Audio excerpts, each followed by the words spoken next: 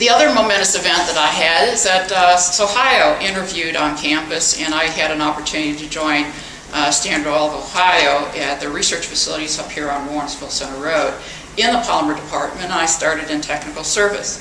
And the manager of technical service at the same time was interested in beginning more technical support of Prudhoe Bay activities that were just beginning. And I had an opportunity to do a special project up at Prudhoe Bay. And from that, my interest was, it was an exhilarating experience to be up in an exciting new development, the Western Hemisphere's largest oil field, and to be associated with that enterprise. So I had also an opportunity that Ohio provided me to go back to school and get a doctorate in petroleum engineering, which I did undertake.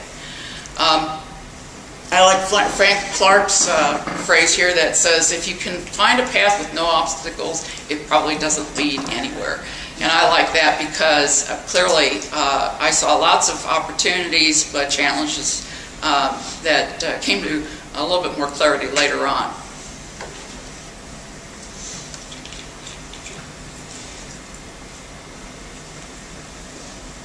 And the fourth event that really spurred me on was that when I left university at Tulsa, at Texas, I had an opportunity to go into the Enhanced Oil Recovery Research Department at Shell.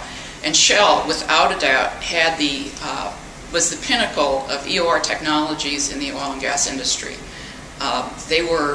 They had 15 of the E&P's industry's top researchers. They were all PhDs.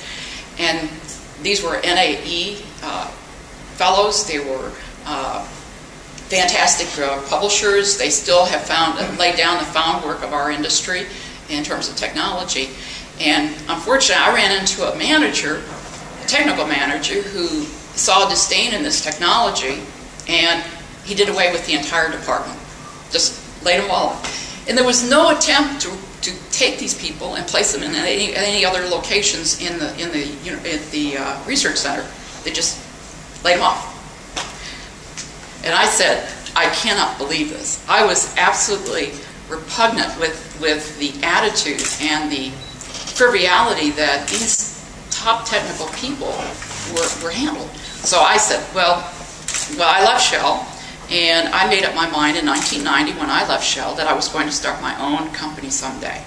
And that was the beginning of my vision, because I like to embrace Eleanor Roosevelt saying, no one can make you feel inferior without your consent. And I said, well, I'm not going to let that happen again.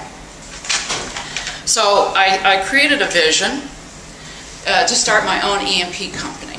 And I did this back in 1990.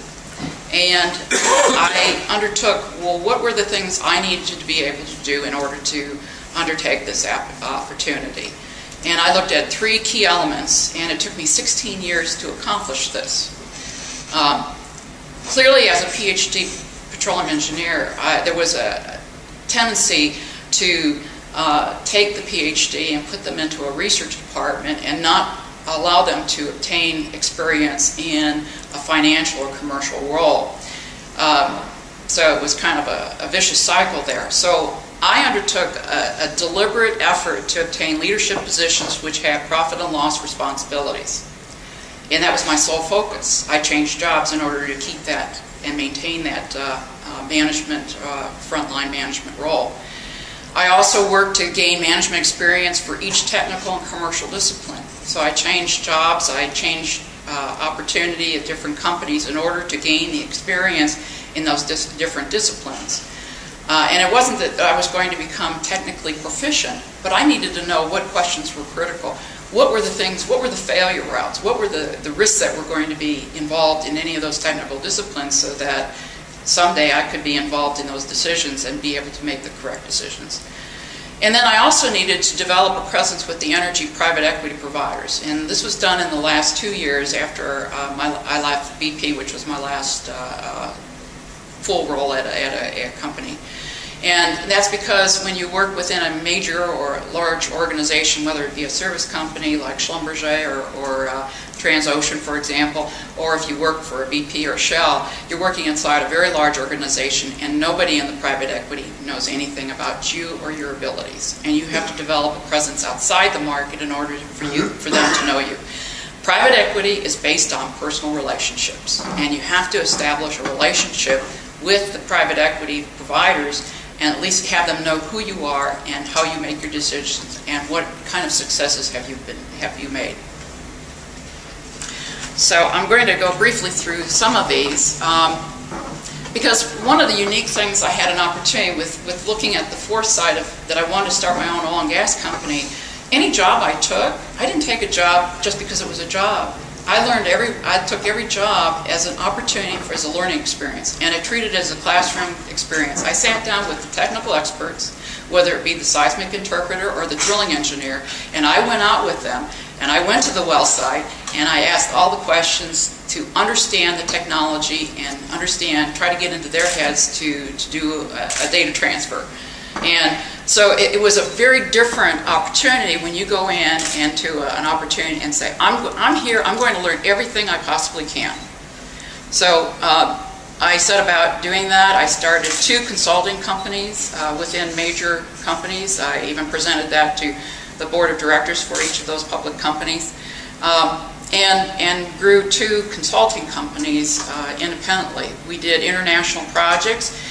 It allowed me to gain exposure to obtaining oil fields and redeveloping them in every aspect, everything from seismic interpretation and learning what you have under the ground to, well, where do you want to put your wells and what kind of fluids do you inject or take out, and where do you place them, and how can you optimize both the cost and financial efficiency on it. So it allowed me to do this worldwide. I worked in every major basin of the world with the exception of Australia and New Zealand. But it was a fascinating opportunity to learn a lot of technologies. I learned to ask the critical questions. What were the critical risk factors in any of these enterprises? And without an MBA, I needed to obtain that commercial financial competence. Later on, I became the Chief Technology Officer for BP for Latin America. I was the only person who was technically involved with Latin America for BP, but was not seconded to the companies in country. So I had an independent view, and I put together with 2 other folks a high-level stranded gas view of Latin America for BP, and that was presented to John Brown at the time. We recommended a Cruz de Sour pipeline, which took gas out of southern Bolivia into southern Brazil for better market. We were trying to convert Brazil from heavy oil use to lighter, more green technology like gas. And we also recommended the Pacific LNG plant, which has displaced 2 Bolivian presidents. But it was a fascinating experience. I also had the chance of being the Chief of Staff for the BP North American President. I did the North American brand rollout. I was involved in investor relations for BP. I was also involved as a leader for the Gulf of Mexico cross stream. So this was the only cross stream, and when I say cross stream, upstream is E&P, midstream is usually gas and pipelines, and downstream is refining and marketing. Using those 3 definitions, there was no entity that was actually looking at cross-stream activities anywhere within BP. It was focused totally on streams, and nobody was looking across the way. So that was my management position within that concept here. I was also drilling and operations manager for the Mid-Continent Business Unit for BP, so I managed 28 rigs over 5 states and over 14,000 wells throughout the Mid-Continent, which was totally focused on gas.